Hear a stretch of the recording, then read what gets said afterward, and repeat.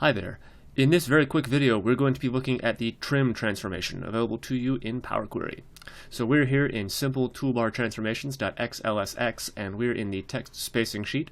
Here's the data we're going to work with, so we're going to click on it, and we're going to go to the Power Query tab and get our data from a table. Okay, so trim is a fairly useful function.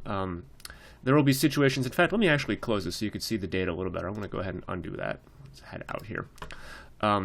So normally, when you've got correct spacing, you are going to have no spaces before the first character and no spaces after the last character, and only one space between words. Sometimes you'll run into situations where you get data from the web, or sometimes even from data sources, where you get things like, let me hit F2 here to go into edit mode. Here before the L, there's actually several people have hit the spacebar several times, if you want to think about it like that. I hit enter. And here, this looks okay, but again, if I double click on it, well, there's nothing before the T. There's only one space between the G and the S, that's right. But if I go over here to the end, there's actually still several spaces afterwards. We've got what's called trailing spaces.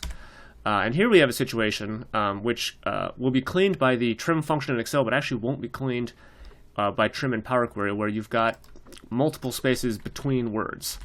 So in Excel, the trim function would handle this just fine. In Power Query, you have to do things a little differently, and maybe we'll do a video on that later on. Okay, so let's go back. We're going to load the data from the table. This is pretty darn easy. Click on the column that has the text that you want to trim, that you want to remove the leading spaces and the trailing spaces. Head over to Add Column, go to Format, and Trim. Boom. So notice, well, correct spacing, there was nothing to fix. That's just fine. But for leading spaces, we've actually removed all the spaces here, and you can't see it, but for trailing spaces, all the extra spaces over here have been removed.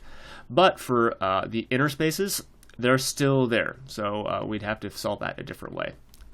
Okay, also, as long as I'm here, if we go over here, there's also, go over to Format, this thing called Clean, which is kind of hard to demonstrate.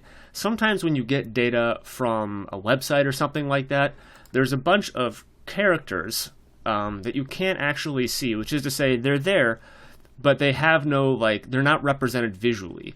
They're there for different purposes on the web, and a lot of times when you're trying to work with text, you'll get these strange results. So if you're getting your text from the web, oftentimes you could just clean it to solve a bunch of problems. So to do that, you just head over to, click on the column that has the text and go to Clean, and you get a clean version of it. Okay, well, I hope that was helpful, and I will see you next video.